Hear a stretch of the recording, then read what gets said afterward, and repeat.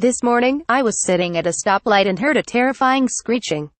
A black sedan headed my direction from the oncoming lane was careening across 6 lanes of traffic, with squealing brakes and tires, through the intersection, flying forward some 75 or so yards and finally landing against a pole with a mighty impact.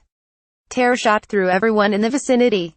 What happened? The woman behind the wheel had been driving 45 miles per hour and saw a green light ahead of her. Green means go. The problem was that there were cars in the way. By the time she took note of this, it was too late. She swerved into the next lane and lost control of her car. Even an hour later, there were still police cars, fire engines, and ambulances everywhere. It was very bad, but it could have been much worse. She should have been more alert, of course. But like most drivers, her attention was entirely on the fact that the green light gave her the right of way, regardless of what was around her. Green gives her the legal right to drive forward. It doesn't guarantee that doing so will be safe. Traffic engineers need to rig the signaling system to let people know that most basic condition of driving for your sake and others, be safe. Increasingly, in Europe, they are addressing the problem in an unusual way. Fewer lights, stops, rules, and signals are better than more. Some cities are eliminating signs and signals at major intersections completely, based on the realization that individual, on-the-ground rationality works better than top-down rules. Traffic and liberty. In the 1960s, when libertarianism as a political outlook was coming into its own, people made lots of fun of our obsession with laws and rules. They said that instead of saving civilization from barbarians, we spent all our time kvetching about the stop sign down the street. It is funny caricature, but every caricature contains truth.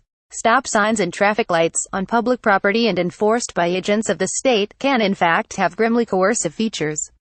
I rolled through one once, got a ticket, forgot to pay it, and found myself arrested during Sunday brunch.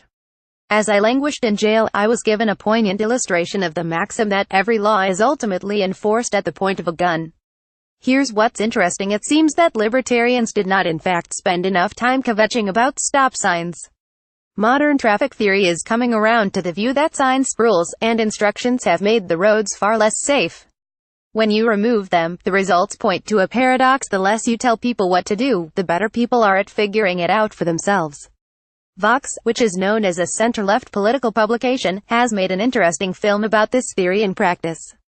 They present it as a purely engineering point. Drivers need visual cues to govern how fast they are going. These cues are called edge friction. If you eliminate them all, traffic speeds up and drivers become less interested in and cautious about possible signs of danger around them. But when you add random cues all around pedestrians, drivers of all sorts going every which way, people become attentive to others. With shared space and no formal rules, everyone stays on the move but with a sense of navigating obstacles. This can have the effect of causing traffic overall to navigate the space better. Maybe you have experienced this before in your town. The main light in the town center is a major clog on all days. Then one day the electricity blasts their functionality. Drivers intuitively turn it into a causal four-way stop. For the first time ever, there is no clog. Everyone stays on the move but with caution. The bigger implications. The video doesn't go into it, but consider the implications of the American system of red lights and green lights. The case I saw this morning illustrates the point. How many times have you had a clear lane with a red light that suddenly turns green? We naturally think that this means that we are safe to step on the gas. If there were no light at all, we would approach the situation very differently. So it is with a texting and driving problem. Drivers need a reason to stop texting, something more than a law. If roads really were multi-use and filled with uncertainty, people would have to start paying attention rather than merely complying with signs and rules. They would have to engage their brains with the task at hand. The texting while driving problem stems from the perception that the rules, signs, and signals keep us safe, so why not find something else to pay attention to, such as my social feed? If we drivers had an ongoing job to do, the incentives would change completely. The Vox video only frustrated me for failing to draw out the larger implications of the discovery that evolving patterns of adaptive behavior are more socially functional than laws and signs. In other words, the more that systems are structured to elicit the decentralized intelligence of drivers, the more likely they are to serve human welfare. That's the broader point about this microcosm that has gigantic implications about the macrocosm. If street intersections function better without top-down management and imposition, what about the rest of the social order? There are other forms of accidents, wrecks, and pileups going on every day in the business world, all due to too much coercive management rather than trusting people to figure things out on their own.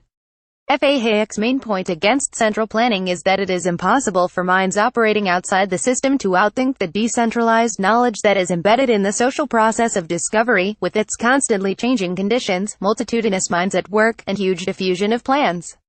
What emerges in a state of freedom are adaptive institutions and rules of thumb that make society function better than laws and legislation. The gradual realization of a better way to manage traffic has implications that go far beyond how well cars navigate the intersection down the street. It should tell us something much larger. Liberty always works better than social and economic engineering managed from legislatures and bureaucracies. It's not just about edge friction, it's about life philosophy. This article was originally published on fee.org. Read the original article. Jeffrey Tucker is Director of Content for the Foundation for Economic Education.